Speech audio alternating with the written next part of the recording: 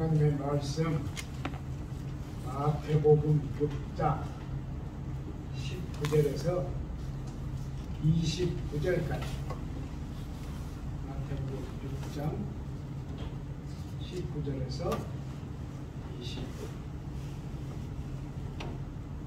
29절까지 함께 보도록 하겠습니다.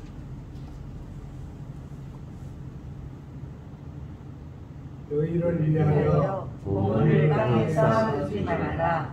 거기는 종과 동록이 해하며 도둑이 구멍을 뚫고 도둑질하느니라. 오직 너희를 위하여 보물을 하늘에 쌓아두라. 거기는 종이나 동록이 해하지 못하며 도둑이 구멍을 뚫지도 못하고 도둑질도 못하느니라. 내 보물 있는 그곳에는 내 마음도 있느니라. 눈은 몸의 등불이니 그러므로 내 눈이 성하면 온몸이 밝을 것이요 눈이 나쁘면 온몸이 어두울 것이니 그러므로 내게 있는 빛이 어두우면 그 어둠이 얼마나 더하겠느냐. 한 사람이 두 주인을 섬기지 못할 것이니 혹은 이를 미워하고 저를 사랑하거나 혹 이를 중히 여기고 저를 경히 여기리라. 너희가 하나님과 재물을 겸하여 섬기지 못하는구나. 그러므로 내가 너희에게 이르노니 목숨을 위하여 무엇을 먹을까, 무엇을 마실까, 몸을 위하여 무엇을 입을까 염려하지 말라. 목숨이 음식보다 중하지 아니하며 몸이 의복보다 중하지 아니하냐. 공중의 새를 보라. 심지도 않고 거두지도 않고 창고에 모아두지도 아니하되 너희 하나님께서 기르시나니 너희 그것들보다 귀하지 아니하냐. 너희 중에 누가 염려하고 그 피를 한 자라도 더할 수 있겠느냐. 또 너희가 어찌 의복을 위하여 염려하느냐. 그의 백합화가 어떻게 자라는가 생각하여 보라. 수고도 아니하고 일상도 아니하느니라. 그러나 내가 너희에게 말하노니 솔로몬의 모든 영광으로도 입은 것이 이 꽃 하나만 갖지 못하였느니라. 아멘.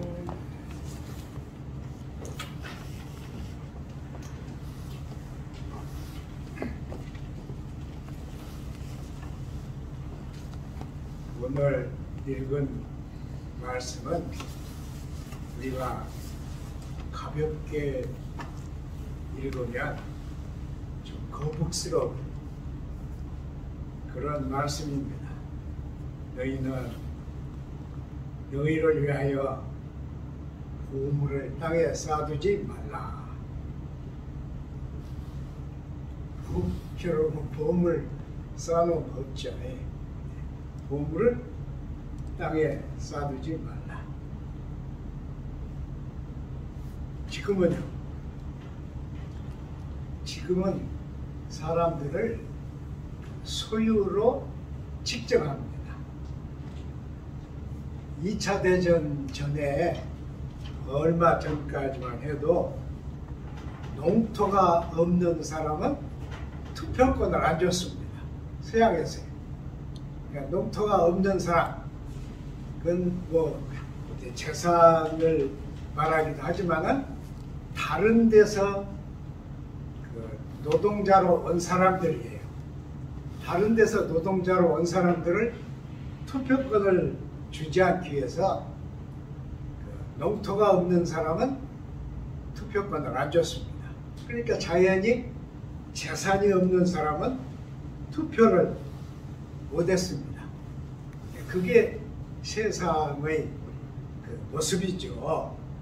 그런데 예수님은 산상수훈을 하시는 그때 보물을 땅에 쌓아두지 마라. 거기는 도둑이 들끓고 또 녹이 쓴다. 녹이 쓰는 보물이 뭘까? 이렇게 생각하는데요. 그러니까 그러지 말고 땅에 쌓지 말고 하늘에 쌓아두라. 실은 이 말씀을 역사 속에서 교회는 사제들의 욕심, 탐욕, 그리고 교회 공동체의 공동재산, 그것을 위해서 항상 잘못 써먹은 그런 말입니다.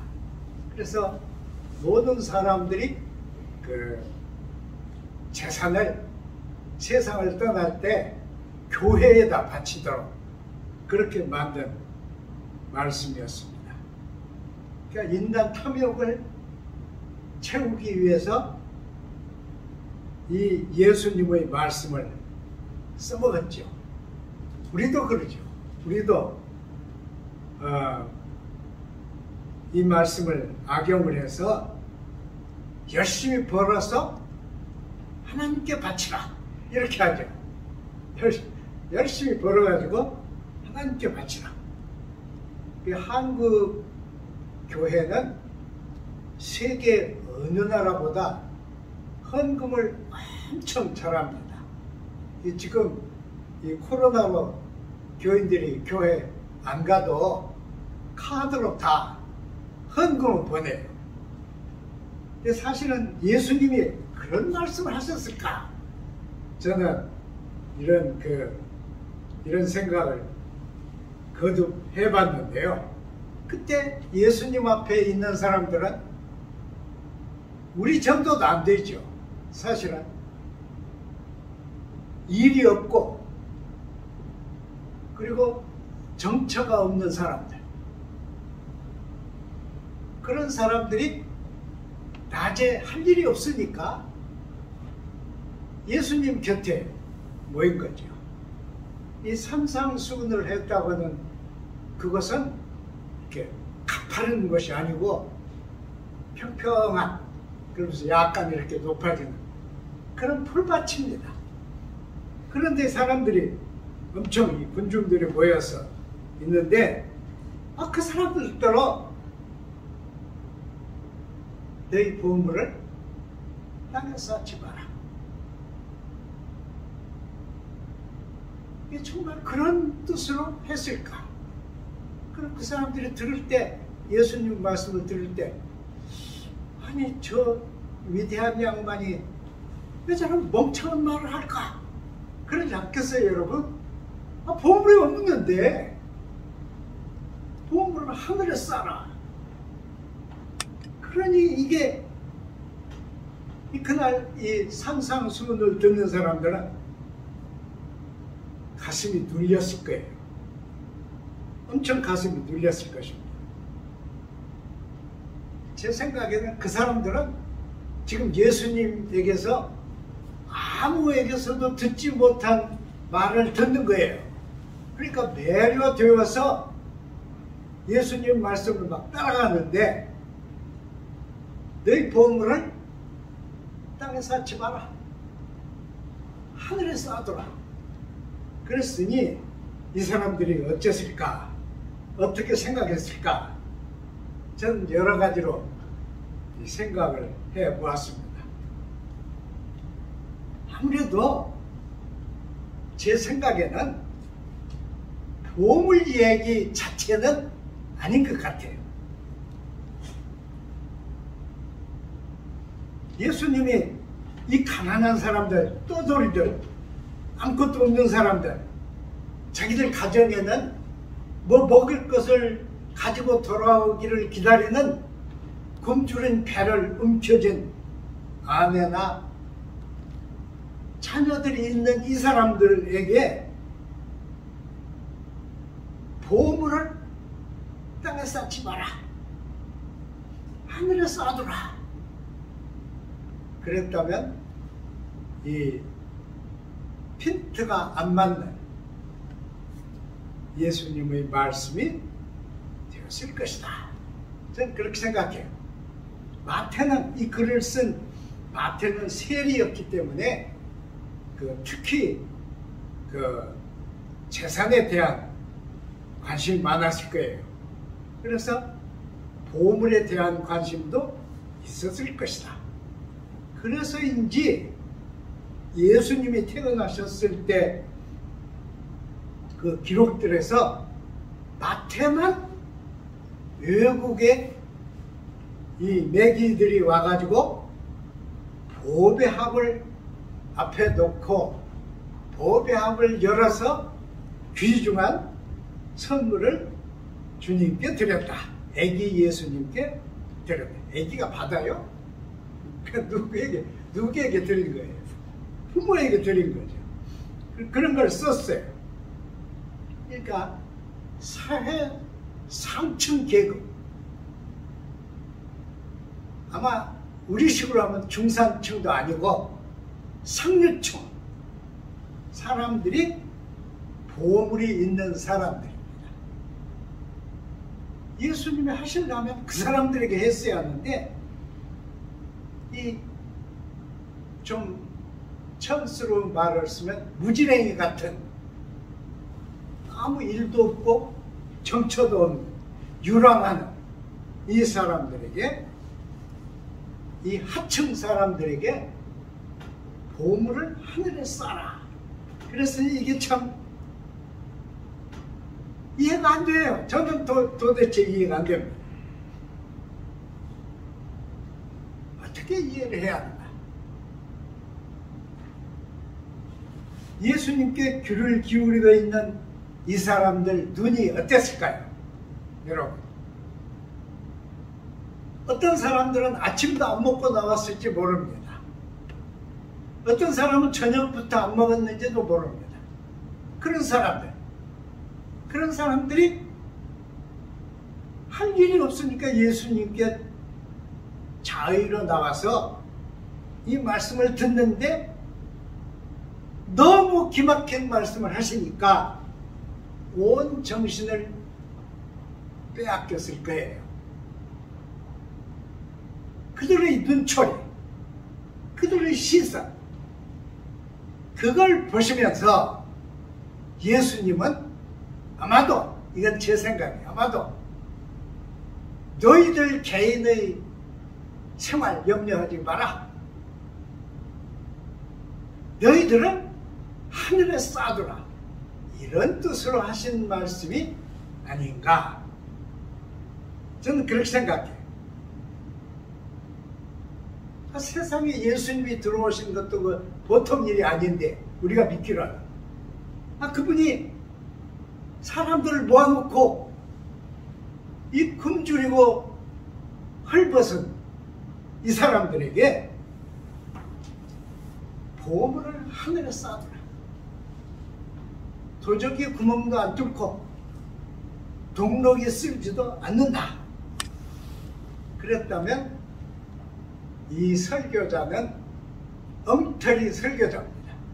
상상수는 엉터리가 돼요. 무슨 말을 하려고 그랬을까요? 저는 그렇게 믿어요. 너희 지금 굶주리고 정처 없는 너희들, 세상에서 버려진 너희들, 아무도 돌보지 않는 너희들, 염려하지 마라. 너희를 하늘에 쏴라. 이런 뜻이 아니었나. 저는 그렇게 생각해요. 보물이 없는데 보물을 하늘에다 쏴라는 말은 어떻게 돼요? 그러니까 이 역사 속에서 교회가 이 주님의 말씀을 뒤틀어서 나쁜 데 써먹은 것입니다. 너희는 지금 저 같으면 이렇게 얘기할 거예요. 너희 지금 배고프지? 너희 아침도 안 먹었지? 너희 가정에는 굶주린 자녀들이 있지?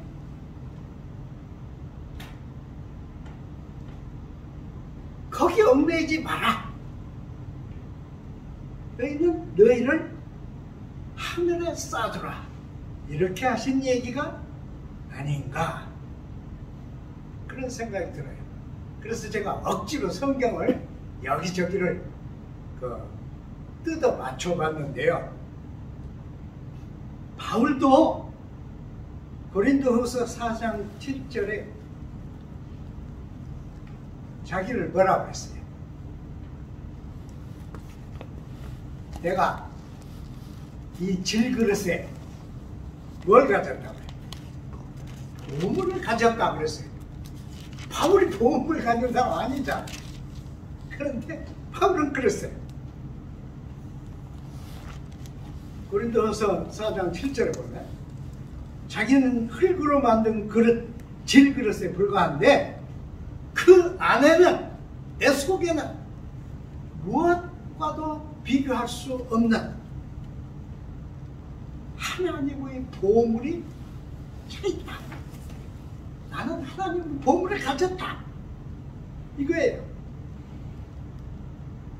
그러니까 내가 위대한 게 아니라 내 속에 나는 하늘의 보물을 가졌다. 이 증언이죠. 그런데요, 고린도전서 15장 10절에 보면은 나의 나된 것은 그랬어요. 나의 나된 것은 뭐라고요? 내가 나된 것이 아니고 뭐라고?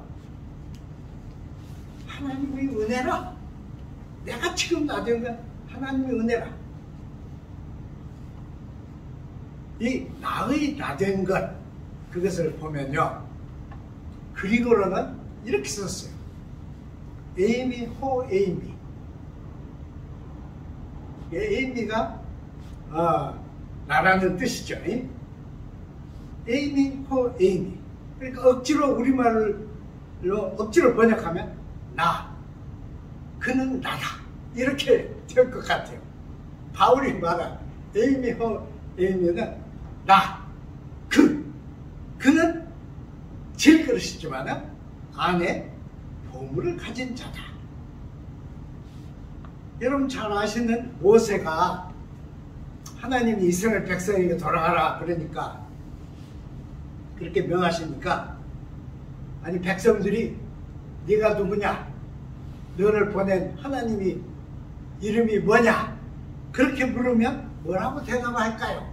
그런 장면이 있죠. 여러분 아시죠? 출애굽기 3장 14절이죠. 거기 히브리 말로는 에헤예, 나셰르, 에헤예 그랬어요. 에헤예. 우리나라 말 에헤야가 아니에요. 에헤예. 그래서 그것을 70인역 그리고로 번역한 데서는 에고 에이미 호온, 에이미 호온 그랬어요. 나는 있는 자다. 재미있죠? 나는 있는 자다. 그걸 우리가 번역을 해서 나는 스스로 있는 자다 그랬어요. 그런데 잘 보면 바울이 내가 나된 것, 그것도 없고, 하나님이 나는 스스로 있는 자 하는 것도 없고, 그리고 형태가 똑같아요. 바울은 에고 에이미, 에이미 호 에이미 그랬어요. 그런데 70인역에서는 에고 에이미 호 온, 나는 있는 자다, 그렇게 했어요. 닮지 않았어요? 제가 혼자서 막 씨름을 하면서 잘 보니까 이거 바울이 건방지네. 아니 지가 사도라고 해서 여호와 하나님이 나는 스스로 있는 자다 한 말을 저에게 다 땄어? 이런 질문이 막 터져요. 아니 이 하나님의 존귀하신 계시의 말씀을 저에게 다 갖다 어? 그런데 잘 보면 두 개가 같아요. 여러분 그리고 해놓은 두 개가 에이미 호온, 에이미 호 에이미 똑같아요. 왜 그랬을까? 바울은 자기 말을 하는 게 아니에요. 갈라디아서 2장 20절에 한 얘기대로 나는 이미 죽었다. 그런데 내가 지금 살아있는 것은 뭐냐? 내 속에 그리스도께서 살아계신 것이다. 이 얘기잖아요, 여러분. 그러니까 나는 질그릇인데, 나는 실상은 질그릇인데 내 속에는 보물이 들어있다. 그래서 나의 나된 것은 내가 된 것이 아니고 하나님의 은혜라. 이렇게 했다고 저는 생각이 들어요. 그러니까 그 아주 순수한 자기 해명이에요. 자기 표현. 새로워진 자기를 표현을 하는데 그 말을 출애굽기 그 3장에 한 얘기를 그대로 따라서 썼지 않았는가 그렇게 생각이 들어요. 그러니까 나의 나된가 그건 뭐예요? 내 속에 있는 보물. 보물이 뭐예요? 내 속에 계시는 하나님. 내 속에 와 살아계시는 하나님. 그러니까 바울이 원래 공부하면서 이루려고 하던 그 좁고 고정되고 굳어 빠진 그런 바리새 그것을 넘어서 그것을 뛰어넘어서 히브리인 중에 히브리인이라고 생각하는 그 자긍심을 뛰어넘어서 나는 흙으로 만든 그릇이지만은 내 속에는 하나님이 살아계시다. 하나님이 계시다. 이 그리스도의 고결성, 유일성, 내재하심 그것을 말하려고 자기를 들여서 말한 것이다. 이렇게 저는 생각이 들어요. 그러니까 이렇게 묶어서 생각하면 예수님이 이 가난한 사람들 언덕에 막 쫙 있는 눈으로 봐줄 수 없는 헐벗고 더러운 옷을 걸친 어쩌면 신발도 신지 않고 걸어다닌 이 사람들을 보면서 너희는 하나님의 보물이다. 너희는 땅에 얽혀서 땅에 쌓으려고 생각하지 마라. 너희는 보물을 하늘에 쌓아두라. 이렇게 하신 말씀일 것이다. 저는 그렇게 듣습니다. 그러니까 우리가 들어도 너희는 돈 벌어서 하나님 나라에 이렇게 쌓으려고 하지 말고 너희 자신을 쌓아라. 너희 자신을 하나님 나라에 들여라. 이 말씀으로 이해가 되는 것입니다. 그래서 6장 22절 보면 눈은 몸의 등불이니 내 눈이 성하면 온 몸이 밝을 것이다. 이랬어요. 보이느냐? 예수님 그랬을 거예요. 보이느냐? 알아듣느냐? 눈은 몸의 등불이다. 그럼 너희가 여태까지 보지 못한 것을 보게 될 것이다. 그러면서 예수님이 하신 말씀은 염려에 대한 말씀입니다. 염려. 그들이 어떻게 염려를 안 하겠어요? 이 염려에 대한 말씀이에요.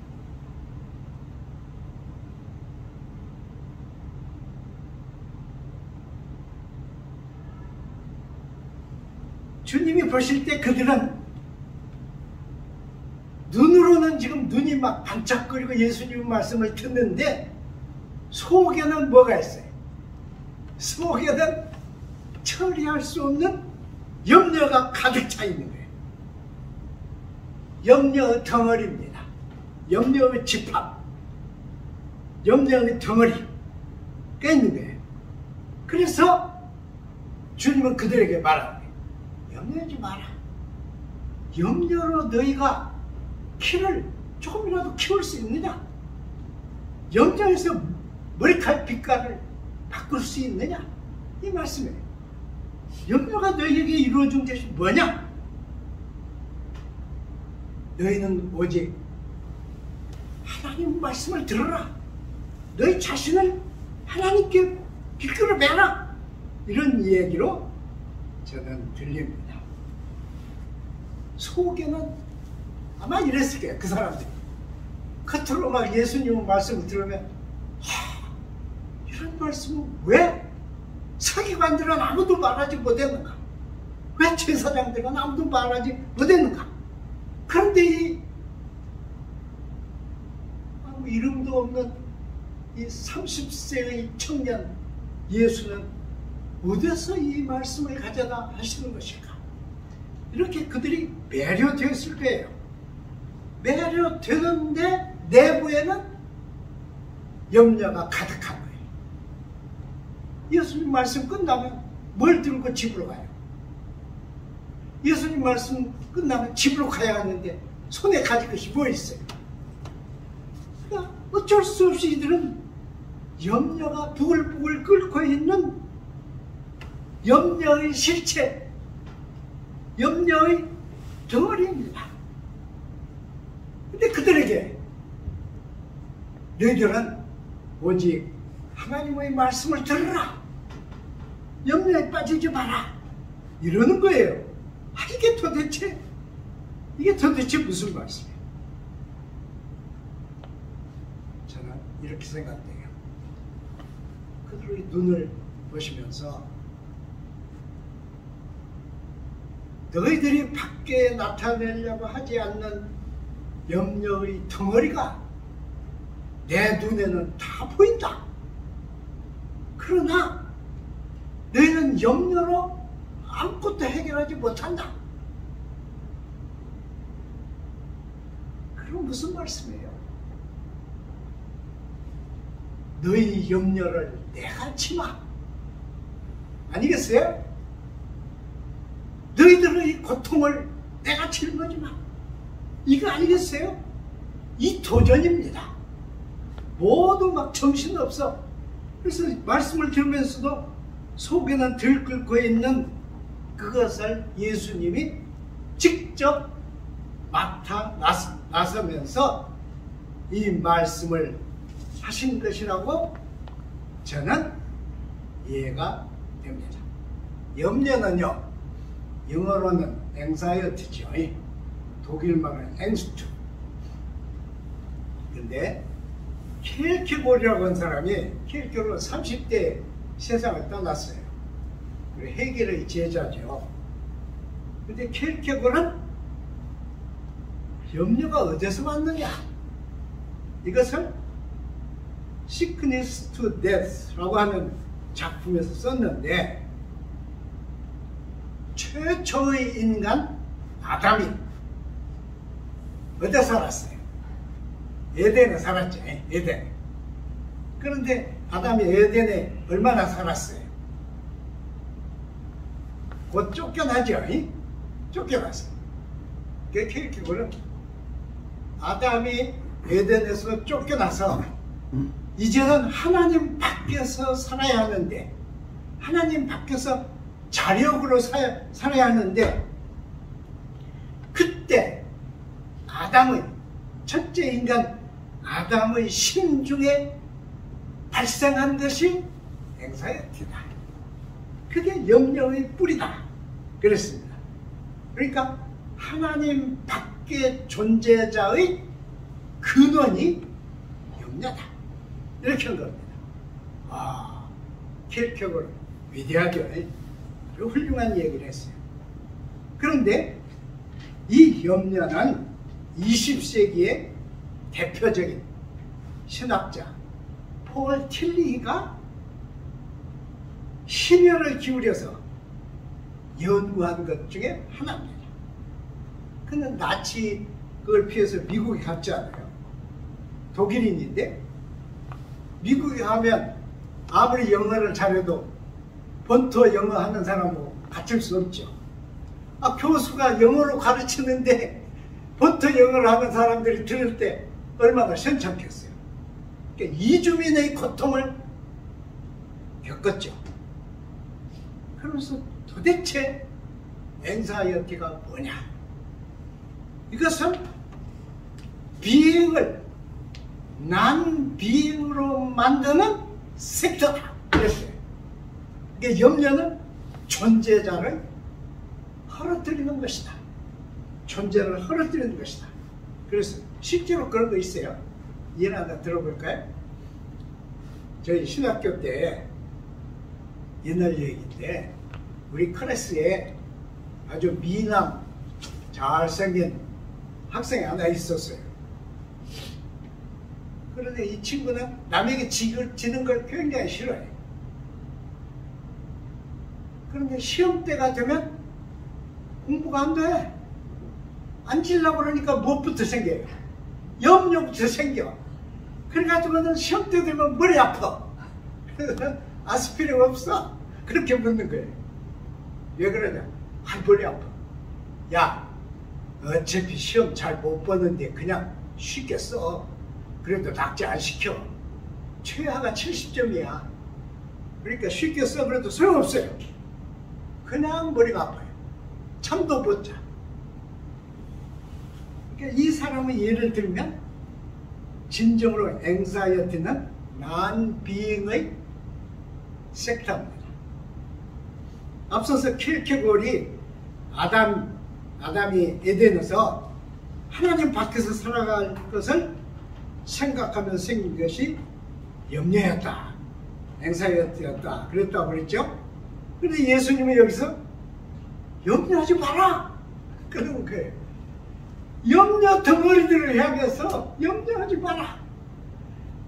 슬픔에 오열하는 사람을 슬퍼하지 마라 그러면 뭐가 통해요? 안 통하죠. 지금 이 속에는 막 이 말 끝나고 가면 뭘 먹어? 어디서 뭘 주워가? 누구 걸 좀 훔쳐가? 오만 가지 생각을 하면서 이런 사람들을 염려하지 마라. 어떻게? 하나님이 야생화도, 야생초도, 야생조도 하나님이 기르신 거다.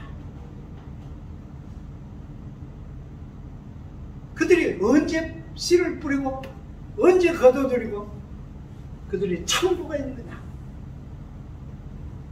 그들은 눈만 뜨면 먹을 것이 있지 않는가. 이게 기가 막혀. 야생초, 야생화, 야생조, 눈만 뜨면 먹을 거 있습니다. 예수님은 이 말씀을 하신 거예요. 이 말씀이 무슨 말씀이에요? 너희 염려로 살지 말고 내게 맡겨라. 예수님이 그러지 않았어요? 수고하고 무거운 짐진 자들아 다 내게로 오라. 내 멍에를 같이 매자. 나는 건방지고 높고 힘 있는 사람이 아니고 나는 겸손하다. 그랬잖아요. 나는 겸손하다. 나는 낮다. 그래서 우리나라에서 예수님은 낮은 데로 오소서 그랬잖아요. 나는 낮다. 나는 낮다. 그러니까 여기는 예수님이 이들의 짐을 내게 맡기라 하시는 장면으로 저는 이해가 됩니다. 그래도 사실은 이 하층 인간들의 염려는 해결이 안 되죠. 해결이 안 돼요. 베드로도 그랬어요. 너희 염려를 주께 맡기라. 이는 그가 돌보실 것이기 때문이다. 이랬어요. 베드로전서 5장. 그랬습니다. 그러니까 지금 이 예수님의 말씀은 보물에서 시작해가지고 염려로 갔어요. 염려로. 염려가 핵심이에요, 지금. 그러면서 예수님은 그 민족이 언제나 자랑하는 최고로 부유한, 최고로 화려한, 최고로 지혜로운, 최고로 행복한 솔로몬을 듭니다. 솔로몬을 들어요. 내가 생각하기에는 솔로몬이 누린 영화보다 저 들에 있는 날이라고 그러죠. 날이. 들에 있는 날꽃, 들풀, 들풀 하나의 꽃만큼도 못했다. 솔로몬은. 실제로 솔로몬은요, 우리에게 엄청난 교훈을 주는 인물인데, 하나님이 자기에게 주신 모든 것을 다 허비한 인간입니다. 하나님이 지혜를 주셨죠? 그런데 어떻게 됐어요? 멍청한 지혜자예요. 멍청한 지혜자. 지혜는 있는데 지혜를 쓰지는 못했어요. 멍청한 인간. 아버지가 다 모든 걸 준비해 줬는데 그걸 가지고 그는 뭐 했어요?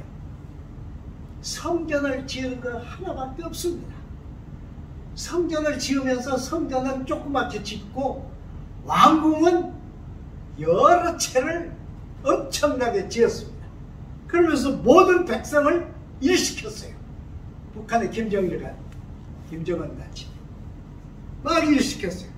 그랬더니 백성들이 견디다 못해서 백성들의 마음이 솔로몬을 떠나버렸습니다. 그 결과로 자기 아들 대에 남북으로 나라가 쪼개졌는데 북쪽은 10지파, 남쪽은 2지파뿐이었습니다. 솔로몬은 아버지가 만들어진 큰 영토를 잃을까 싶어서 어떻게 하면 이 영토를 지킬 수 있을까? 이 멍청한 지혜자가 짜낸 것이 주변의 모든 나라 공주들을 자기 아내로 맞아들인 것이었어요. 그러면 주변에서 우리를 치지 못할 거 아니야. 그래서 주변의 이방, 하나님 없는 모든 사람, 지금으로 말하면 시리아, 레바논, 또 그 밑에 이집트, 이 모든 나라의 공주들을 하나하나 왕궁으로 모셔왔습니다. 결과 왕궁에 이 이방인들의 우상 숭배가 파고 들어왔습니다. 그러니까 예수님은 이 솔로몬을 예로 드는 거예요. 솔로몬을 예로 들어. 저는 집에서 이런 말을 했어요. 하도 저기에서 힘들다고 그래서 제가 그랬어요. 만일 100억이 있다면 음식을 안 시키겠다. 끼마다 나가서 먹고 그 속에는 뭐가 있어요? 나 혼자 나가서 먹고. 이거는 이건 농담이고요. 나가서 먹고 일 안 하겠다. 솔로몬이 그런 사람이잖아요. 아무것도 필요 없는 사람. 그러나 주님의 시선으로 보실 때 솔로몬의 영화는 들풀 하나의 아름다운 것만 못하였다. 이 말씀이에요. 너희는 누구냐? 앞에 있는 사람들. 너희는 누구냐? 무엇을 먹을까? 무엇을 입을까? 어떻게 할까? 이 화상에 얽힌 염려를 버려라. 너희 아버지께서 너희에게 필요한 것을 다 아신다. 너희는 먼저 그 나라와 그 의를 구해라. 그 나라와 그 의를 구하면 너희에게 필요한 것을 하나님이 다 아시고 계신다. 이 말을 했을 것 같아. 이건 제가 지어낸 말이에요. 너희들 다 가난하지만 건강하지 않아. 너희들 발로 잘 걷고 손으로 일할 수 있고 먹으면 소화 잘 되고 너희 건강하지 않아. 너희에게는 건강이 있잖아. 너희는 지금 뭐하고 있어? 너희는 하나님의 아들에게 직접 하나님의 말씀을 듣고 있잖아. 너희는 지금 어디에 있는 거야? 하나님의 제단 앞에 있는 거잖아. 너희는 산상수훈을 듣고 있는 사람들이잖아. 왜 너희가 쓸모없는 머리카락 하나도 바꿀 수 없고 키 한 척도 바꿀 수 없는 쓸모없는 염려의 종살이가 되느냐. 수고하고 무거운 짐진 자들아 다 내게로 오라. 그 밑에가 더 좋아요. 내 멍에를 함께 매자. 그러니까 너 혼자 비라는 게 아니야. 내가 내 것을 다 매겠다고도 아니야. 내 멍에를 함께 매자. 내 멍에는 그렇게 무거운 게 아니고 내 멍에는 겸손의 멍에다. 내게 오라. 이런 거예요. 우리들의 보물은 무엇입니까? 여러분, 우리들의 보물은 뭐예요? 조금 시간 가는데 제가 이 얘기해도 돼요? 제가 개정병원 앞에 그 사택에 살 때 밤에 어떤 사람이 찾아왔어. 그래가지고 아이고 지금 우리 아버지가 그 뭐라 그래요? 그 숨이 넘어가려고 그러는데 임종을 하려고 그러는데 목사님이 좀 오시죠. 그때 저 30대잖아요.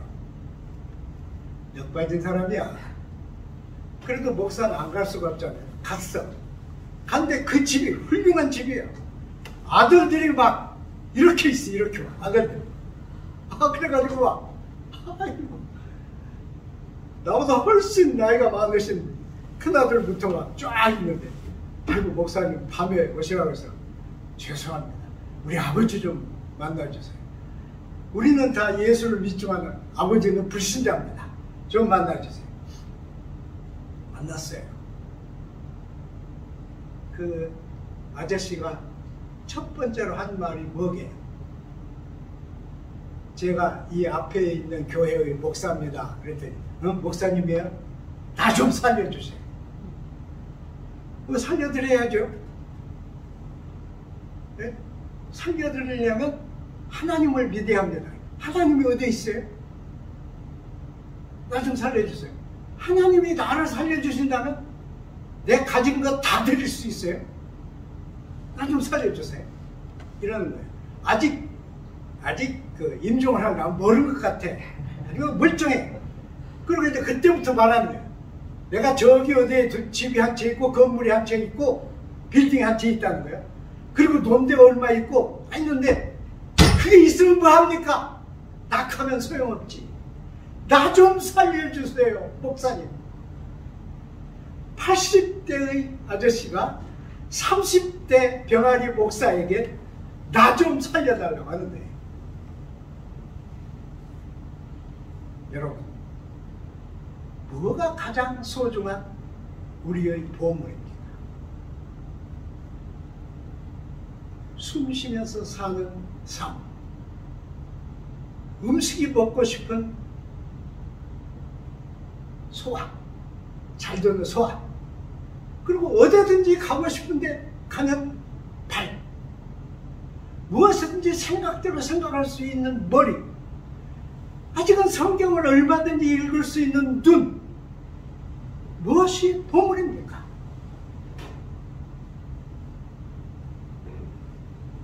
나의 보물은 나입니다. 에이미호 에이미. 나는 납니다. 내가 하나님 앞에 보물입니다.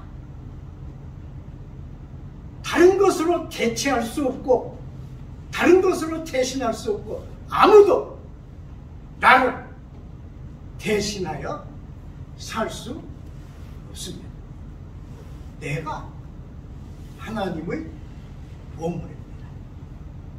하나님의 보물답게, 하나님의 사람답게, 하나님의 종답게, 하나님을 믿는 신앙인답게 우리는 매일매일 주님께로 가야 합니다. 너희 염려를 내게 맡기라. 너희 염려를 주께 맡기라. 그가 너희를 돌보실 것이다. 기도하겠습니다. 아버지 하나님, 감사드립니다. 온 세상이 들끓고 힘들어도 저희는 하나님의 은혜 가운데 꿋꿋이 살아왔습니다. 하나님, 앞의 날들도 주님께서 붙드시고 거기 주님의 은혜를 쏟으셔서 우리의 삶이 내 삶이 아니고 하나님과 동행하는 삶이 되게 하시고 임마누엘의 삶이 되게 하여 주옵소서.